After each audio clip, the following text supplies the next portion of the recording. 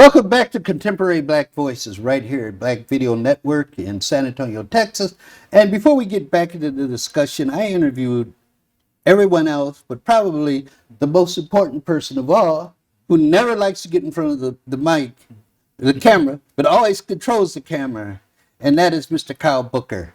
Kyle's done some great things here. He's made it capable for us to have a show like this. So Kyle is a very, very intricate part of contemporary Black voices.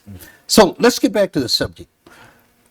Caleb, you gave some great examples of Black success under a segregated community. But let me raise this issue. Was it integration itself that destroyed the Black businesses, but was it our psychological thinking that if it was from white folks, it had to be better than what Black folks could produce? I mean, we've gone through the stages, years and years of trying to almost emulate white folks, be like them. And so what do you think? Could that have been more the issue than integration?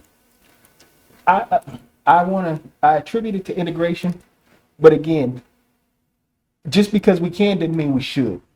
And so, should we have pursued integration legally? Yes, we have the right to do that. In case some of us want to go in the foreign service, we should have the right to go to Georgetown. You know, for those of us who wanted to pursue medicine, if we didn't want to go to Howard, we didn't want to go to Meharry, we should be able to go to Hopkins. And so, yeah, I think that we should have pursued it, but should we have all? Should there have been this mass exodus? And so that's the question. And so, when you examine that, historically, you have to understand who we were, how we got here, how we got to that point. And so we've been a people who have always been harried and harassed. Since we got to the shores of this country, we've been a people in survival mode. And so when you have a people in survival mode, I think that the long term, the ability to even think long term or about tomorrow or the consequences of today's decision is something that we lost. And so when you have a situation where you can move out to different areas, a lot of people took that opportunity in pursuit of a better life for themselves and for their children, thinking that I'm going to run away from what's going on in my community, where these folks are coming into my community and they're bombing us and they're putting crosses in our yard, and I'm going to go out to their community. But when they got to their community, they found out it was even worse. You know what I mean? They did. Now you're in our community. We're not going out to your community, destroying us. You're in our community. You're lowering our property values. And one thing you know about America is you don't play about these people's money. And so you went out to their communities, and they felt that was a threat to their economic well-being. And so it got even worse. And so with us being a people who, like I say, who are a here and today type of people, and not thinking about the long-term consequences of that, I have a problem with putting the onus on us. You do. Okay. You brought up an interesting point there. Black folks will say, "Oh, you tried to be like white. You moved out into a white neighborhood." Is that necessarily the way to look at it? I don't think so, and I don't think a lot of at where we are today, I don't think that's a topic of discussion that's really circulating anymore. You think it's accepted now? I mean, because a lot of us are we're at a different level of social consciousness, I think, and I think a lot of us are trying to move back into communities and be amongst each other for the safety and security of our kids. We want to be around police officers that look like our kids, that understand our kids. They understand the difference between criminal and cultural. Oh. And so when they see our kids wearing a hoodie, they understand it's cultural and not criminal. And so I see us trying to come back to each other in these communities, in Atlanta, in Houston, in Dallas, in Charlotte, even in Jacksonville. So I see us trying to come back to each other for those kind of reasons. So I don't see people saying, "Oh, well, you moved out here, you moved out to the suburb." I see a movement back towards each other. Okay. Let me bring up another point with you. When we were back in DC, where we're from, in a 2-week period, there was a case of these young black kids breaking into an elderly black woman's home to steal her money. That happened twice. When I was working with Barbara Hawkins, I remember the office was over there at W.W. White Road. An older black lady came in and says, "What are you going to do about these gangsters that make it so we can't even go to the bus stop and catch a bus without being robbed?" So I guess my question is, when you say this movement back into the black community, why would someone want to move back into that kind of threat? I mean, the movement, I don't think the movement is moving towards older communities that we once had. Nobody's moving back to Dynamite Hill in Birmingham. So they're moving to the suburbs of Atlanta, and we're trying to move and try to rekindle and try to come together in safe spaces and recreate those safe spaces. But Like I isn't said, it good to get out of that crime-ridden community until well, I we mean, do the majority something of people- about the people crime? who are moving back into these suburbs are people who, for the most part, can afford to move back into these suburbs.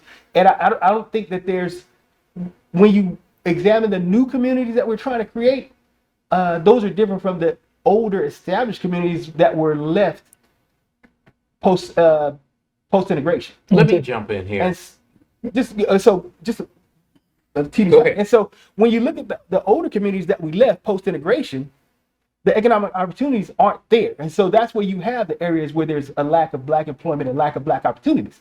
And the businesses, the black owned businesses that were hiring black people are not there anymore. The businesses that are in those communities now are owned by Arabs. They make a beeline when they get to the United States. They make a beeline to the black community because we're low hanging fruit. And Asian community. And, Asians. the Arabs and the Asians, they come here, and that's where they're going to set up the nail shops and the hair and the hair stores, and that's where the Arabs are going to come in and set up the shops. And they're not hiring black people. Let me then get to you. But whose fault is that, man? You have to. Whose fault like I is said, that? We let it happen. Why aren't we left our creating community. these businesses? So- Why aren't we doing So that? what I'm looking at here is this. Go ahead. When integration came in, it was allowed to happen. Okay? I believe it. Integration was allowed to happen. But behind the scenes were some systems put in place. They said, okay, we're going to allow you to come in. But there were still some systems in place behind all of this to where we still were not allowed access. We keep hearing that blacks are having problems getting home loans and business loans from banks. Well, we've integrated, but now can we get that money that we need to buy homes, start businesses? Today you're talking about? Yeah. So I Contemporary. really think that integration, yeah, it was allowed to happen. Okay? But there were still systems put in after the fact to slow down or prevent blacks from getting access to still some of the resources that they thought they were going to gain in those new communities that isn't happening. Go ahead. All I wanted to say is that I created something called the Black Commandments. And one of the commandments is you don't allow somebody else to come in and control your black community. Okay? And I think that addresses everything of what the three of you have said. In order for us to, the reason why people are moving out and the reason why you're asking, was that our fault? Yes, it was our fault. And it was our fault because we could not control our community. Now, there were circumstances that didn't allow us to control our community, but the fact still remains is that we needed to control our community. There are certain, we didn't. And we didn't. So there are certain things that I think that are happening when we go back and look at integration, when the 68 era was about and Martin Luther King was here. Did we take all of our chips and put them into the middle of the table and say everybody's going this way? Whereas with what you're saying, I think is if some of us looked at the integration and did it a certain way with that, other people said, we're going to keep the businesses that we have in the black community, we're going to keep them as they are. And then on the third rung, if we say we're going to protect our community, then that means that all of this that we talked about is going to remain safe. But that's where I think the problem really lies, is that Number one, we put all the chips into the middle and everybody went that way. And when everybody went that way, the white man was stealing out of our back pocket, okay? Because he's saying it was good for him, the integration was him, because we're taking the black dollars and then bringing it to the white business. Right. Yeah. Okay. Absolutely. You know, Yeah. there was what by Sedgwick, the study about circulation, and so when a dollar comes into the black community, it lasts less than 6 hours. You remember that study? Yeah. It's less than 6 hours. When a dollar comes into the and it circulates once. When Right. a dollar comes into the Hispanic community, it circulates 6 times, and six times. But let me, And then, hold on. When a dollar comes in to the Jewish community, it circulates for 20 days. And when a Yeah. dollar comes into the Asian community, it circulates for 30 days. And that's how it was with Black Wall Street. but wait a That's minute. how it was with us. Money is not our Exactly. issue. Money is not our, because if you take the combined money that Black America has, we would have more money than the country of Mexico. Yeah. Okay, so the standpoint is our mentality, not our actual wealth. And what happens is when you talk to black people normally will say, you know, we don't have the money, or we can't do this, or our leaders will say, you don't have the money and can't do that, which is not the fact. I But tell we you buy into that Lock Hill Selma. To that point, we have over $1 trillion in spending power, but we spend 2% of it on black businesses. Right. That's the problem. That You know is what I the mean? problem. And so when you don't control your own economy, right? If you don't control, if you're not getting paid by black dollars, right? You're answerable Sure. to the people who pay you. And that's a great point. Sure. Because you're not getting paid with black dollars. black You're dollars. getting, and that was true of Black Wall Street, something Right. people don't talk about. They were getting paid with white dollars, but what they did, they brought it back in the community and kept it there, and And it was circulating. It's circulating in the black It community. was circulating. And so, and it was black folks employing black folks. Well, let me ask a question of Fred. When you say that was a problem, what's the problem? What's the difference now between the white community or those Asian communities that you talked about, taking the money from the black community, but keeping it within their community because you're saying it's circulating more? So why was that a problem? Why is it a problem today? No, why was it a problem when you're saying they're making money on Black Wall Street from the white organizations, but they were circulating it? Oh, that wasn't a problem. That was great. That was great. Yeah, and we could have kept that and then replicated that across the country. Sure. And It was- now you yeah. have plenty of black banks that are powerhouses where we can put out that $1 trillion of spending power. You know what I mean? And so we don't have to go to someone else and worry about a loan or worry about redlining.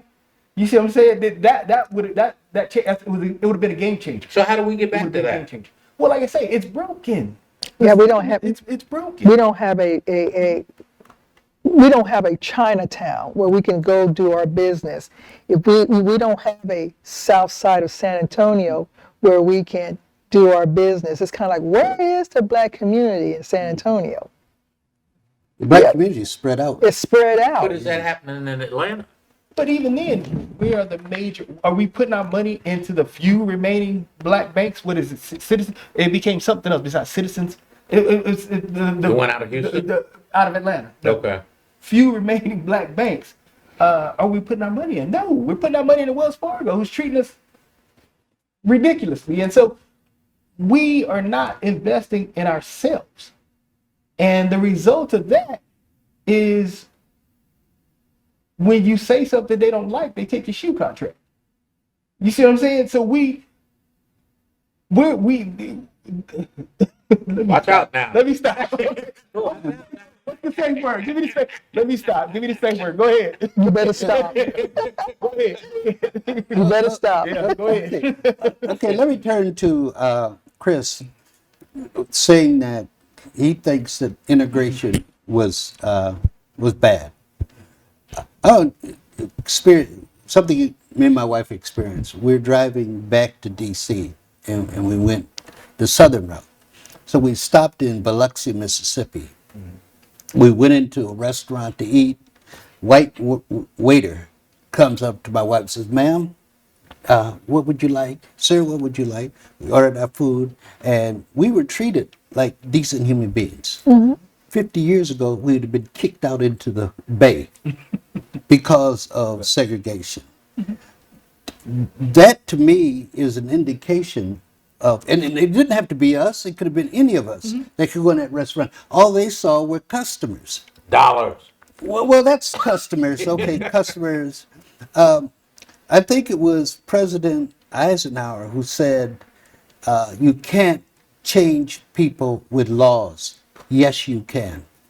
It may take a while, but they change. Society changes because of the laws. If they hadn't passed the 1964 Civil Rights Bill in the year 2010, we wouldn't have been able to do that. That's the change. And that's why, that's one of the reasons I think integration has been good. And the thing about it, you can go into a restaurant and they got young black girls that are serving, whereas 50 years ago, they couldn't have got those jobs. So if integration was good, so just because you felt good when you went into a Biloxi, Don't do it that way. No, I'm not. No. You're not going there with me. Right. Okay. It didn't have to be me, and that's what I No, said. okay, No, so- that's what I said to y'all, didn't I? I said it didn't have to be me. So don't come at me with So that. if any black You're person- trying to make it personal. no, Okay, no, and I what don't I'm do saying- that. But Okay. what I'm saying, as far as black folks, okay, they actually, or we actually, kind of feel to a certain degree the same way. That's the attitude I think that we've taken, is that we've gone in there, we've been treated okay, okay, so it's okay for us to spend our money there. The question is that you talked about is that we're not spending our money with our people, so you went to. Okay, let me straighten that out. Okay, because the way you went with this, I went to Mr. and Mrs. G's all the time. Okay, yesterday when we have our meeting, at a black restaurant, so we do support. Everyone in this room supports black business. We happen to be on a long trip, and if there had been a black restaurant within the vicinity where we're sitting, we would have gone to it. Right. My point is that Right. we have the option to go wherever we want and be treated decently. Right. That wouldn't have happened. I don't know if you guys saw the movie. What was Life with what was it? Years ago. It's on- I vaguely remember. You remember when they go to the restaurant and they want the pies? So That was the embarrassing thing about segregation. Go ahead. I'm I sorry. understand that, but culture. I mean, societies do change, and I don't think that even over time. I mean, no. What I'm saying is, no, you can't legislate change. After the Civil War, during Reconstruction, But you do can't legislate you can't even change. police No, change with you do 100,000 Union legislate troops. change. So You do. you- It you- takes time, but it's the legislation that brings about the It's change. cultural and it's social, and it's social. Well, that's what it's laws are. social interaction over time. That's what laws are. No, Yeah, aren't they? no. Not when the people who are oppressing you are wearing the deputy's uniform during the daytime and the hood at night. So Okay. There you go with that. Okay. There Yeah, you go with what? that. Yeah. We have to admit, if you want to have a discussion on that, we can. Okay. Okay. What we're talking about was integration good or bad. I don't care what he does at night as long as he treats us decently during the day. Now, I don't think you have as much of that today as you did in 1920, when lynching was actually legal almost because there were no laws to stop you. But now we have the laws that prevent it. Perfect example. I don't know if you remember back in, was it 1999, the brother who they dragged him to death up there. James Byrd. Yeah. 50 years ago, those guys wouldn't have gone to jail, but they got the death penalty, and that's They had part to of the because change. it was so heinous and it was broad daylight. It was published. It was so much in the public eye. So Caleb, they did that in 1920. you have to. You know the what one I'm about saying the- is that the system, the legal system, right? Even there, the legal system. It was the sheriffs who detained Schwerner, Goodman, and Cheney during the daytime. You're talking about in the middle of the change, okay? We could talk about Luiso, who was shot, the white lady we're talking about, has the change been good? We're in 2023 Okay, now. so again, has the change been good? Where are we economically? Now, that's a different issue. I wasn't talking Why? about. You want to go there? We can. Why is it a I different mean, issue? no, We're it- talking about we- integration. we- We're talking about has it been good for us? I was So- talking about one part of You're talking about the integration. social Now, part if of you want, yes, yes. Okay. That's the first thing we Okay. want. You want to talk about the economic? Yeah. We can take a break and come back and talk about But that. it's all, But let's take a it's- break. It's right. all one issue. Let's take a break right here. Okay. Okay. We'll come back. Okay. Okay.